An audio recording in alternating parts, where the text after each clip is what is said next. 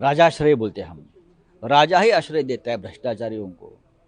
ये पार्टी कर्नाटक में कांग्रेस की सरकार है, इसलिए उनके मुख्यमंत्री के खिलाफ गवर्नर के दबाव, उसके ऊपर दबाव डालकर उनके ऊपर प्रोसिक्यूशन की बात करती है। ये गलत है।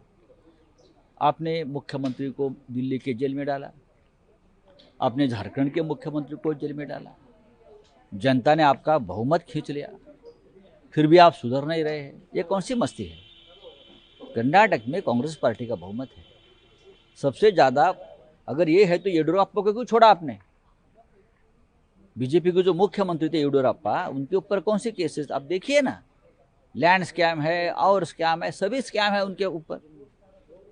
शुरुआत येडियुरप्पा से की करनी चाहिए, बाद में वो धीरे धीरे आपको अगर चाहिए तो आप सिद्धरामैया के साथ ये न्याय अन्याय की बात कर सकते हो। और उपराष्ट्रपति जो धर्म परिवर्तन हो रहा है उसको लेकर गंभीर चिंता जाहिर कर रहे हैं। देखिए, ये उपराष्ट्रपति का काम नहीं है, साजिश के तहत हो रहा है। उपराष्ट्रपति का ये काम नहीं है इस प्रकार की चिंता व्यक्त करना। उनका काम है संविधान की रक्षा करना, लोकतंत्र की रक्षा करना, जनता की आवाज़ जो है, फ्रीडम है, उनके ऊपर जो हमले हो रहे हैं उनकी रक्षा करना। धर्म के बारे में सोचने के लिए हमारे शंकराचार्य है और हम सब है। उपराष्ट्रपति नॉन पॉलिटिकल व्यक्ति होती है, मैं आपको बताना चाहता हूँ। तो हमारे जो सम्मानीय उपराष्ट्रपति जी है, मैं उनकी विनती करूँगा, धर्म के बारे में सोचने के लिए हम लोग सब है, आप देश की रक्षा करिए। और बीजेपी तो कह रही है, राष्ट्रीय जेपी नड्डा जी कह रहे हैं कि जो कांग्रेस पार्टी है अर्बन नक्सलिज्म का स्पोक्सपर्सन बन गया। हाँ, अब ये सब अर्बन नक्सलाइट अगर बीजेपी में जाएंगे तो संत बन जाएंगे। उसमें से बहुत से अर्बन नक्सलाइट जो पहले कहते थे अब बीजेपी में है, तो आप बीजेपी में जाने के बाद तो संत महात्मा बन गए हैं। नितिन गडकरी ने इस बात को फिर से दोहराया है कि हमको चुनाव से पहले और चुनाव के बाद प्रधानमंत्री पद का ऑफर दिया गया था, विपक्ष की तरफ से दिया गया था। अगर दोहरा है तो ये उसने टाइम जो चुना है, उसका मतलब बीजेपी में सब कुछ ठीक नहीं है, मोदी को हटाने की तैयारी चल रही है।